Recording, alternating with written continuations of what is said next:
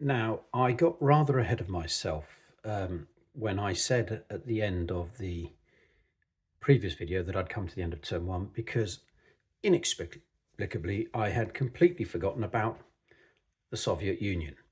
It was one thing to forget about Italy when it was the Axis turn, but to forget about the Soviet Union in a World War II game seems bizarre. Anyway, um, let's turn to them. This is their autumn um, turn. Now, there are certain conditions that prompt a sort of historical invasion of Eastern Europe without going to war with Germany, because if you remember, there is a restriction on that before 1941, unless Germany invades Russia early, or if the Germans leave their Axis minor powers down in Romania, Bulgaria, Hungary, ungarrisoned, then the Russians can go in. But up to this partition line that you can see, this little dotted red line here, they can advance into that and they can declare war on what is lumped together as Eastern Europe, which comprises the Baltic states, the eastern fringe of Poland, and Bessarabia. I think that's this eastern segment of Romania. I think I'm right in referring to that. No, is that Bessarabia? Yes, it is Bessarabia. So the Soviets are going to take an offensive action. I believe it has to be an offensive action. So having decided to take or declare war on Eastern Europe, which costs 10 BRPs, my camera then failed and the record didn't happen. But essentially, what I did was I declared an attrition option, which allows me to move as normal, but as opposed to an offensive option, doesn't require me to attack any opposing units. And in fact, Eastern Europe, that part of Poland, Bessarabia, and the Baltic states don't generate any opposing troops. So what you'll see is I have, from where the Russians began up against their border, I have now essentially pushed everyone forward. And so we have coming down from Leningrad, this unit took Tallinn, an armour piece came up into Pärnu, and this infantry unit moved in from Riga. That brings the Baltic states under control, the three cities in the Baltic states. Similarly, the three locations in eastern Poland are going to be occupied, and the Soviets can stop there. That is where the petition sits. And I mean, I can move everything forward so that so that the defensive line is formed should the Germans have any ideas. Let's just bring everything forward. I mean, it's not necessary. And I'd already moved the southern kind of Russian units into Bessarabia. So, to cut a long story short, the Soviets have declared war on Eastern Europe. A sort of fragile agreement sits between Germany and the Soviet Unions. They've conquered Eastern Europe. That's going to bring 25 BRPs at the start of the year for them. It cost them 10 BRPs, and they can then move on from that to their construction phase. So the Soviets' basic resource point level is 90, so they can spend 45 of those in any one turn. 10 of those were spent declaring war on Eastern Europe, which leaves 35 points of builds in the construction phase, which they will go ahead and do now, and I will skip ahead and show you the situation once those builds have been made. Important to note that those builds have to be made within Russia. The newly conquered Eastern Europe does not count as Russia for the purposes of building new units. So the result of that is that, and it's probably quite hard to see when you're looking down from above, is that I have a series of stacks now. I've built a fair number of infantry, the odd piece of armour. I've sort of double stacked up along the border here. I've re-garrisoned up in the top Leningrad. I don't think I'm going to bother with any strategic redeployment. I think for the time being, the Soviets are probably something of a bystander for now. They've got a few more units to construct as part of this scenario, and they'll be able to do that at a later stage. But case of waiting and seeing. So I think I now can declare the first turn done. I think everybody's been dealt with, and so I'll now move into the winter properly. Initiative is the first thing that's sorted at the start of the turn, and you do that by adding up the BRPs of all the nations on either side. Now the Soviet BRPs are not included in the Allied BRP total until the Soviets and Germany are at war. But when I've totted up the British remaining BRPs and the French BRPs, the French didn't really spend a lot. Germans spent a lot of, the maximum they could in the previous turn, and it turns out actually that the Allies have the highest number of BRPs. So the Allies are going to play first. They have the initiative, and as you can see that. And it wasn't something that occurred to me until I came across that rule now, makes for an interesting decision about how much you do spend to ensure that you retain the initiative. Because the option this now opens up, I suppose, is for the French to take a preemptive strike and march into Belgium rather than leaving it to the Germans, because it gives some BRP points, provides a bit more of a buffer. But of course, Belgium will put up, it won't be a very strong fight, but it will put up a fight. But I'm tempted by the thought of taking advantage of the oversight and the overspending of the Germans to cede the initiative to the Allies. I'm going to have a think and see what I come up with. On reflection, I've decided it would be foolish for the French to try and conquer Belgium. Let me explain the reason why. To conquer Belgium, they would need to take both Brussels and Antwerp. To begin with, they'd have to make a declaration of war, which would be 10 points, and then take an offensive action, which would be 15 points. So that's already 25 BRPs. Now they've got that. But what would they be up against? Well, Belgium would supply its minor forces, and it has 1 strength infantry and 2 strength infantry pieces, which one imagined would be placed 3 strength points in Brussels, 2 in Antwerp.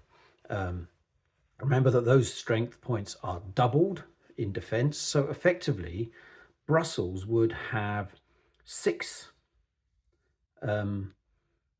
strength points of defence.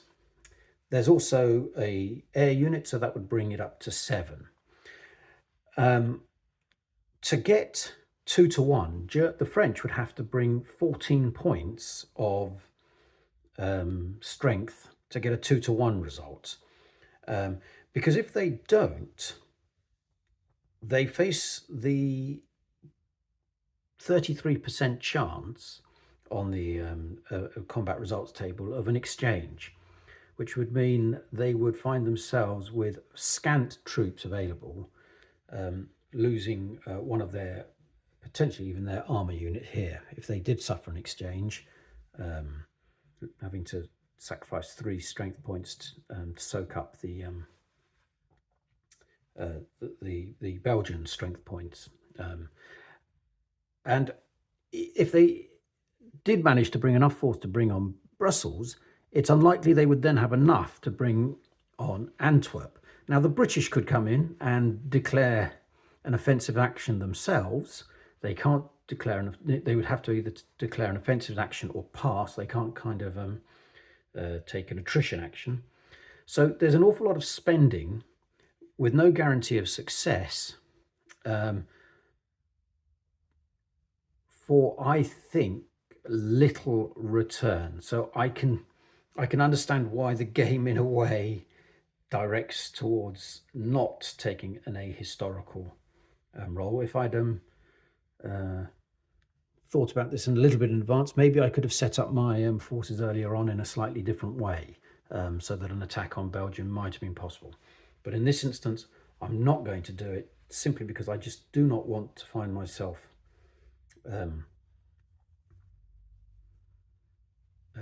losing units that I can ill afford to lose. Shame, because it'd have been quite good fun to see how that might have played out. And I'm thinking I could also even bring up this Air Force unit here, so we could have a real go at Belgium.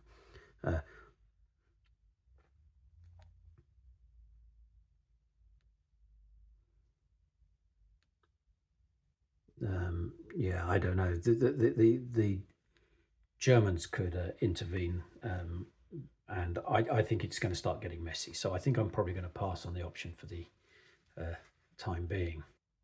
I've changed my mind again. I think the French are going to use this opportunity. So the French are going to declare war on Belgium. Yes, I know that sounds crazy. So that costs 10 BRPs, and then they're going to take an offensive action against on the Western Front. The British have to themselves declare an offensive action, which costs 15 BRPs, or pass. And I'm not sure I want to be spending those 15 BRPs. So the British are going to wish the French good luck, but they are going to watch from the sidelines, and they're going to pass. When it comes down to the Mediterranean, I think the French are going to pass in the Mediterranean, and so are the British. There's going to be an attempt to sort of, I think, continue to try and garrison or reinforce the Mediterranean, but I'm going to come to that at a later point. So I'm just going to set up the Belgian pieces, which will now be controlled by the Germans. So as you can see, I've positioned the Belgian pieces. I've got a 2-3, a 1-3, and a 1 and a air unit in Brussels, and 2-1-3 units in Antwerp. These are now controlled by Germany. Belgium is a German ally. The French have moved up, sorry, the video skipped a moment, have placed an air base in Paris. Each side gets 3 of these, which means that you can triple the amount of air units that can be based in one location, from 1 to 3. So I've now moved that one up. And I think I'm probably going to want to do a bit of ground movement. I want to get as much strength as I can. So in effect, what I'm going to do is I'm going to do a bit of a swap here. I'm going to take out this 2-3, and I'm going to essentially swap it with this 3-5 armor. So there's enough movement points to do that. That's not the problem. I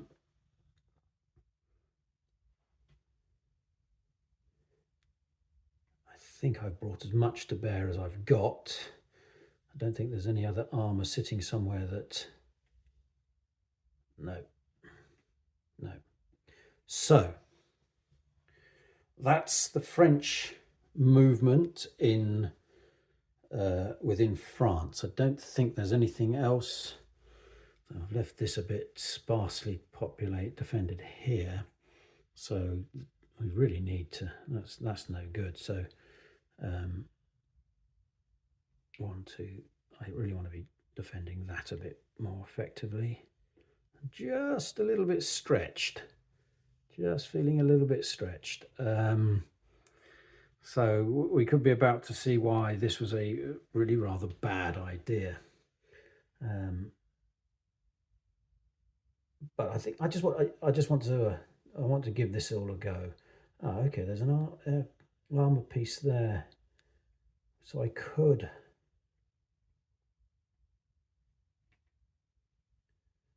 Oh, I think I just need to keep a bit of strength down here for when the Germans are going to come at me soon. So I think let's just leave Sedan. I'm going to do a bit of an odds calculation in a minute, and if I need an extra point, I will do a switch up. So I think I'm happy enough there with the French. So what about the British in terms of naval? So the British, we haven't really got a lot. We've got some Air Force, a bit of infantry, and 1 piece of armour.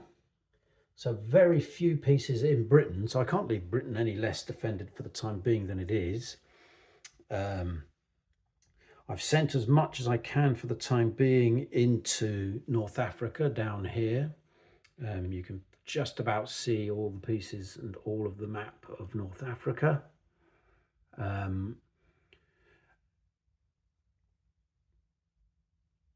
don't think there's an imminent threat from... Actually, I'll tell you what I am going to do is strengthen the border there between Egypt and Libya. Keep peace in Port Said. It's not very strongly defended, but actually let's go into Suez. Just make sure 1, 2, 3, 4 piece of air cover from there. I just don't want anything untoward happening to my control of the Suez Canal.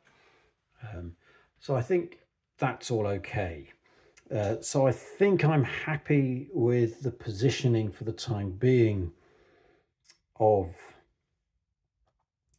my pieces. Part of the problem is that I'm playing this game very sporadically. I'm squeezing in half an hour here and half an hour there, so I keep forgetting what I was planning to do the last time I played.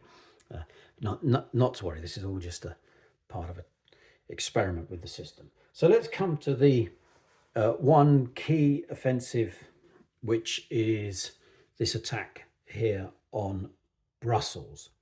So let's start. We have 3, 6 of armor, 7, 8, 9, 10, and I have 2. So that's 10, 20 with the Air Force. 10 Air Force strength, which is 20.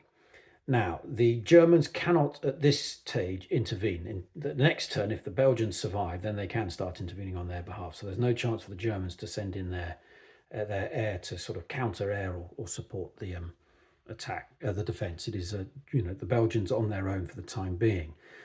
I could actually, I mean, it's a bit late because the British declared a pass. If I declared an offensive and they'd have had to spend the 15 BRPs, the British Air Force could support the attack. I might retrospectively do that if the numbers don't look as if they're encouraging enough.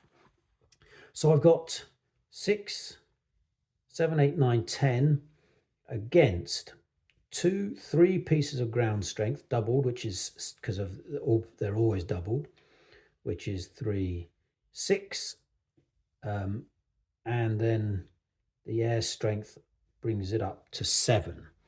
So 20 to 7 is just 2 to 1. 3 to 1 would have been better, but I'm not going to.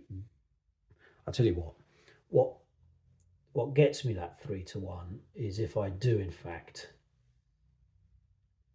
weaken my defense down here and bring in my armor up there. So I now actually bring 21 points of attack. So I've moved up a armor unit, 3/5 armor unit there. So I now have 21 attack strength against 7. So that does bring us to the 3-to-1 column. I know the camera angle is showing this from afar. You're just going to have to trust me that my sums are right. I'm conscious that a lot of this is impressionistic rather than detailed in terms of how it's showing the game being played. But anyway, there we go. Let's not worry about these things. It's a bit of fun. Let me just check on the sequence of play that I'm not missing something out. So the combat phase, we do attrition combat. Well, we're not doing attrition. Maybe before or after offensive. The attacker announces all naval and air missions. Well, I've declared that the both sides have contributed their air and pieces to the mission. I'm not doing any counter air. The defender announces defensive air support, which we've done. The attacker announces defensive air support interceptions, which is not needed. And we're now going to resolve the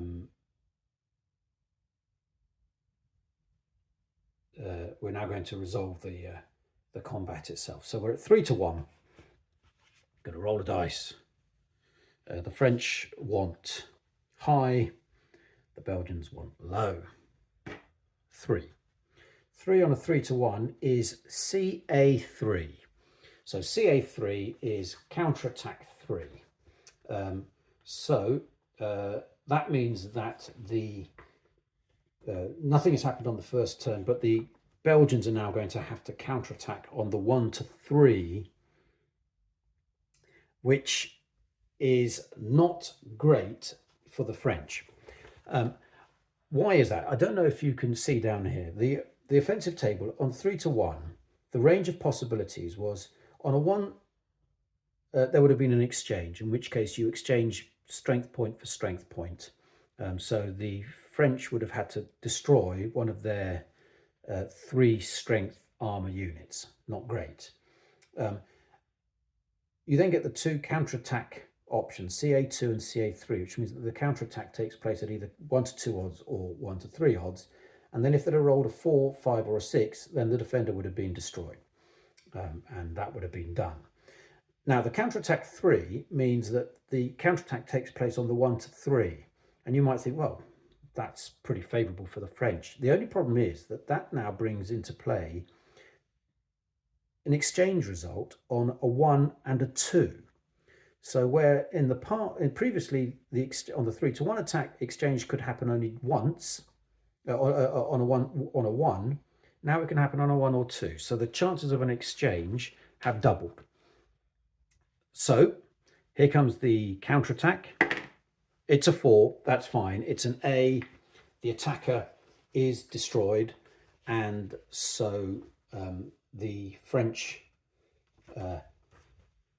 have successfully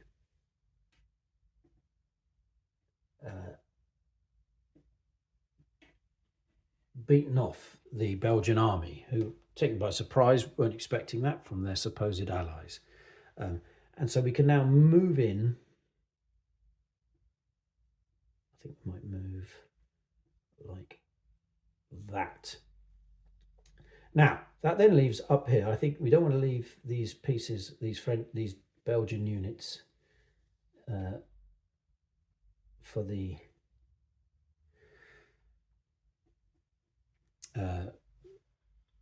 Germans to use. So we are going to have to decide how that attack against them is going to work. So what we've got is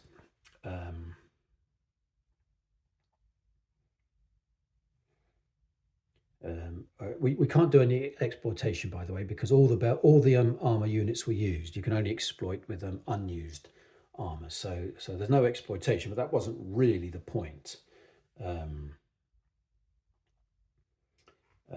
So there'll be no exploitation combat. So anything that moves forward can't then take part in But actually, I don't need to worry. Of course, what am I talking about? I don't need to worry about the pieces in Antwerp, because the minute you capture the capital, the minor power surrenders. So the capital has surrendered, and so we can remove remaining units of any minor countries conquered during the current phase. So there's no need. So let's take those out. But I don't think I can advance in. Oh, don't worry, I've got the strategic redeployment. So Belgium has fallen.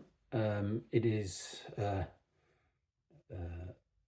going to deliver its 15 BRPs to the French at the next year's start phase. So, interesting. We'll next come to the French construction phase and strategic redeployment, and the British will do the same.